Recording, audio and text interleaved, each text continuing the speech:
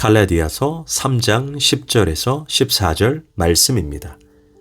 무릇 율법 행위에 속한 자들은 저주 아래 있나니 기록된 바 누구든지 율법의 책에 기록된 대로 모든 일을 항상 행하지 아니하는 자는 저주 아래 있는 자라 하였음이라. 또 하나님 앞에서 아무도 율법으로 말미암아 의롭게 되지 못할 것이 분명하니 이는 의인은 믿음으로 살리라 하였음이라. 율법은 믿음에서 난 것이 아니니 율법을 행하는 자는 그 가운데서 살리라 하였느니라. 그리스도께서 우리를 위하여 저주를 받은 바 되사 율법의 저주에서 우리를 속량하셨으니 기록된 바 나무에 달린 자마다 저주 아래에 있는 자라 하였음이라. 아멘.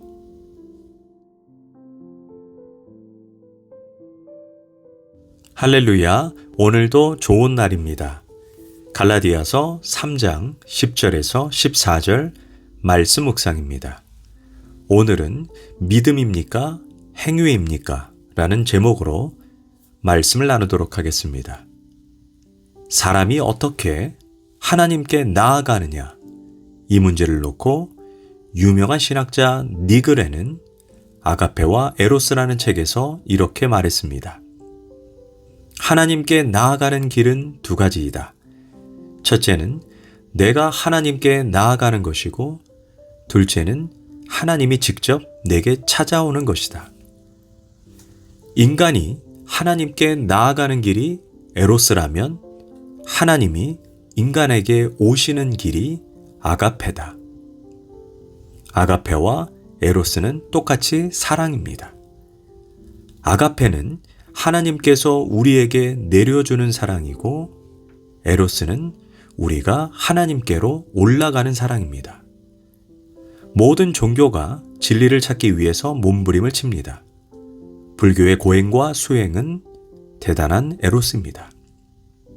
그러나 복음은 십자가에서 예수님이 나를 위해 성취해 주신 그 사랑을 받아들이는 사랑, 즉 아가페입니다. 여기에서 우리가 질문해야 합니다. 내가 예수를 믿어도 어떻게 믿고 있는가? 아가페적으로 믿는가? 에로스적으로 믿는가?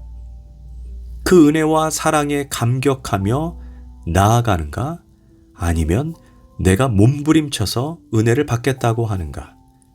이것에 따라서 그 사람의 신앙은 완전히 달라집니다. 율법을 지켜서 의를 얻겠다는 것이 에로스라면 믿음으로 말미암아 의로워진다는 것이 아가페입니다. 어떻게 보면 에로스는 사람들이 볼 때 아주 열정적이며 뜨겁고 믿음이 좋은 것 같습니다. 그러나 아닙니다. 그 본질은 몸부림입니다. 진정한 신앙, 진정한 복음은 하나님의 사랑을 내가 믿고 수용하는 것입니다. 내가 무슨 일을 많이 해서 사랑받는 것이 아닙니다. 이해할 수 없는 놀라운 사랑이 먼저 있습니다. 거기에 대해 인정하고 믿고 고백하고 감사하는 것입니다. 그래서 복음은 아가페입니다. 우리가 저번 시간에 믿음으로 의로워진 사람에 대해서 살펴보았습니다. 아브라함이 하나님의 말씀을 듣고 믿을 때 하나님은 그를 의롭다고 하셨습니다. 그리고 그와 같은 방식으로 하나님의 말씀을 듣고 믿는 사람들도 하나님은 의롭다고 하십니다. 그래서 믿음으로 나아가는 자들을 가리켜 아브라함의 자녀들이라고 말합니다. 그리고 그들은 아브라함과 함께 복을 받는다고 말합니다. 반대로 갈라디아서 3장 10절에서 율법으로 하나님께 나아가려는 자들을 가리켜 저주 아래 속한 자라고 말합니다. 왜냐하면 그들이 하나님께 율법을 가지고 나아가려면 단 한 가지 율법도 어기면 안 되기 때문입니다. 그러나 알다시피 인간은 율법을 온전히 지킬 힘과 능력이 없습니다. 그래서 우리에게 믿음의 법이 필요한 것입니다. 그런데 사람들은 왜 율법의 행위를 의지할까요? 결국 행위를 통해 스스로가 얼마나 의로운가를 드러내고자 하는 마음 깊은 곳에 교만이 숨어 있기 때문입니다. 인류 역사를 보면 많은 사람이 자기의 힘으로 하나님께 나아가려고 몸부림쳤습니다. 육체에 호소하고 금식하고 규율을 엄격하게 지키고 심지어 고행합니다. 때로는 명상, 입신, 신비 체험을 하기도 합니다. 그런가 하면 선한 행위인 구제하고 봉사하고 업적을 세웁니다. 그러나 그것은 불가능한 길입니다. 우리가 신앙생활을 하다 보면 오해하는 것이 있습니다. 원래는 율법으로 의를 얻어야 하는데 그것이 불가능하기 때문에 그 대안으로 믿음이 생긴 것이다. 그래서 믿음은 차선책이 아닌가, 이런 생각을 합니다. 절대로 그렇지 않습니다. 믿음으로 말미암아 의로워지는 길이 먼저이며 근본이며 전부입니다. 마틴 루터가 말한 것처럼 믿음은 귀하신 보배 예수 그리스도 외에는 아무것도 붙들지 아니하는 것이다라고 했습니다. 그리스도의 십자가 외에 아무것도 의지하지 않고 붙잡지 않는 것, 그것이 믿음입니다. 그렇다면 왜 하나님께서 율법을 주신 것입니까? 예를 들어 어떤 사람이 깊은 물속에 빠졌습니다. 허우적거립니다.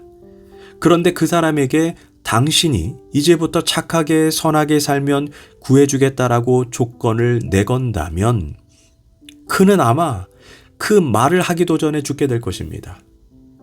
그렇다면 어떻게 해야 합니까? 먼저 조건 없이 물에 빠진 그 사람을 구해주어야 합니다. 그런 다음에 이제 당신은 은혜로 얻게 된 생명이니 이제부터 착하게 선하게 의롭게 살아야 합니다라고 말해주어야 합니다. 이처럼 믿음과 은혜가 먼저요, 율법은 부차적으로 따라오는 것입니다. 율법은 믿음 안에서 의로워진 사람이 하나님의 뜻을 따라 살도록 하는 지침입니다. 그런데 내가 율법을 실천해서 하나님 앞에 의를 얻겠다고 하면 잘못된 것입니다. 하나님이 기준인데 인간의 능력으로 어떻게 율법을 지키겠습니까? 내 힘으로는 도저히 지킬 수 없다고 인정한 후에 하나님이 베푸시는 은혜를 마음으로 열고 영접해야 합니다. 나의 의를 포기하고 인간적인 방법으로 더 의로워지겠다는 생각마저도 포기해야 합니다. 그리고 오직 은혜만 붙들어야 합니다. 이 길은 자기의 의를 철저히 버려야만 얻을 수 있는 길입니다. 그렇다면 우리가 믿음으로 은혜로 구원을 받을 때 영적인 세계에서는 어떤 일이 일어납니까? 골로새서 1장 13절에서 우리를 흑암의 권세에서 건져내사 그의 사랑의 아들의 나라로 옮기셨다라고 말합니다. 어떻게 사망의 길에서 생명의 길로, 어둠에서 빛의 나라로 옮겨올 수 있습니까? 골로새서 1장 14절에서 그의 아들 안에서 우리가 속량 곧 죄사함을 얻었도다라고 말합니다. 즉 예수께서 십자가에서 죽음으로써 우리의 죄값을 대신 치렀기에 가능하다는 것입니다. 이것을 속량이라고 말합니다. 노예가 죄를 지어서 주인이 죽이려고 합니다. 그런데 어떤 사람이 나타나서 내가 그 값을 대신 치르겠소, 이렇게 대가를 지불하고 그 노예를 사서 자유롭게 놓아줍니다. 이처럼 속량은 값을 주고 사는 것입니다. 우리 편에서 구원이 은혜라고 하면 공짜라고 생각할 수 있으나 하나님 편에서는 아들 예수의 생명값, 너무나 비싼 대가를 치르고 얻어진 구원입니다. 갈라디아서 3장 13절은 말합니다. 그리스도께서 우리를 위하여 저주를 받은 바 되사 율법의 저주에서 우리를 속량하셨으니 기록된 바 나무에 달린 자마다 저주 아래 있는 자라 하였습니다. 이 속량에 대한 이해가 깊을수록 우리는 결코 구원이 거저 얻어진 공짜가 아님을 알 수 있습니다. 그래서 이제 더 이상 함부로 살 수가 없는 것입니다. 이 갚을 수 없는 그 은혜의 길로 우리가 들어왔기에 이제는 감격하며 살아야 합니다. 거룩하게 살아야 합니다. 의롭게 살도록 이제는 몸부림을 쳐야 하는 것입니다. 이제 우리가 교회 다닌다고 말하고 구원을 받았다고 말하지만 아직도 세상 사람들처럼 세상에서 뒹굴고 죄악된 삶을 계속해서 살고 있다면 히브리서 2장 3절 말씀은 이렇게 말합니다. 우리가 이같이 큰 구원을 등한히 여기면 어찌 그 보응을 피하리요.